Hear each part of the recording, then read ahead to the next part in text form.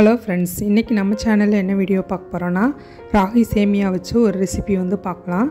வாங்க எப்படி செய்கிறது பார்த்துடலாம். இதுக்கு நான் 2 ராகி சேமியா பாக்கெட் எடுத்திருக்கேன்.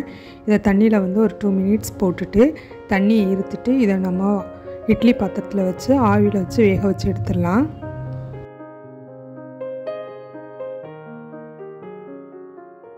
சேமியாவை நல்லா தண்ணியில் ஊற வச்சுட்டு ஒரு 2 மினிட்ஸ்க்கு மட்டும் ஊற வச்சுட்டு அதுக்கப்புறமா தண்ணியெல்லாம் எடுத்துக்கலாம். நம்ம வேக வைக்க வேண்டிய பாத்திரத்தில் கொஞ்சோண்டு எண்ணெய் தடவிக்கிறேன், அப்போனா கொஞ்சம் ஒட்டாமல் வரும். இப்போ தண்ணி எல்லாத்தையும் இருத்துட்டு நான் இந்த இடியாப்ப தட்டில் போட்டுக்கிறேன்.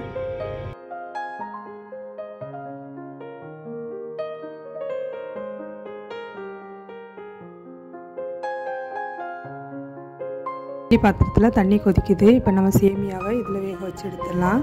இப்போ சேமியா வேகட்டும், அது வரைக்கும் நம்ம வெயிட் பண்ணலாம். இப்போ சேமியா வெந்துருச்சு. இப்போ அடுப்பு ஆஃப் பண்ணிடலாம். இந்த சேமியாவை தாளிக்கணும். அதுக்கு நான் ஒரு பாத்திரத்தை அடுப்பில் வச்சுக்கிறேன். இப்போ பாத்திரம் ஹீட் ஆனதுக்கப்புறமா எண்ணெய் சேர்த்துக்கிறேன். கொஞ்சம் கடுகு சேர்த்துருக்கேன், கொஞ்சோண்டு வெங்காயம் சேர்த்துக்கிறேன். உளுந்து இருந்தால் கொஞ்சம் உளுந்து சேர்த்துக்கலாம். கொஞ்சம் காஞ்ச மிளகாய் சேர்த்துக்கிறேன். இது லைட்டாக எண்ணெயில் வதக்கிட்டு இதுக்கு தேவையான அளவுக்கு உப்பு சேர்த்துக்கிறேன். இது நல்லா வதங்கிடுச்சு. இப்போ கொஞ்சோண்டு கருவேப்பிலை சேர்த்துக்கிறேன். இதே லைட்டாக எண்ணெயில் வதக்கிட்டு நம்ம வேக வச்சுருந்த சேமியாவை இதில் போட்டு இப்படி நல்லா கிளறி விட்டுறலாம். சேமியாவை நல்லா எண்ணெயில் கிளறி விட்டோம்னா நம்மளுடைய ராகி சேமியா ரெடி ஆயிரும்.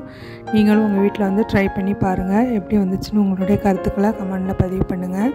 என்னோடய சேனல் உங்களுக்கு பிடிச்சிருந்துச்சுன்னா லைக் பண்ணுங்கள், ஷேர் பண்ணுங்கள், சப்ஸ்கிரைப் பண்ணுங்கள். கூடவே பெல் ஐக்கானையும் கிளிக் பண்ணுங்கள்.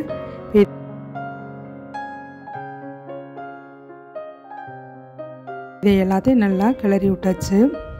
பாருங்கள், நல்லா உதிரி உதிரியாக இருக்கும்.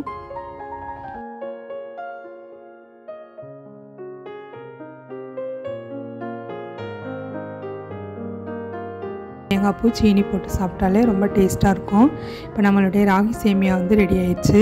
இப்போ இது கூட கொஞ்சம் தேங்காய் பூவும் சீனியும் நான் சேர்த்துக்கிறேன்.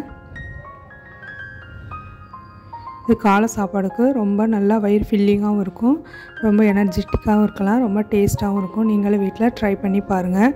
இப்போ கொஞ்சம் தேங்காய் பூவும் சேர்த்தாச்சு, கொஞ்சம் சீனியும் சேர்த்தாச்சு. இப்போ நம்மளுடைய ராகி சேமியா ரெடி ஆயிடுச்சு.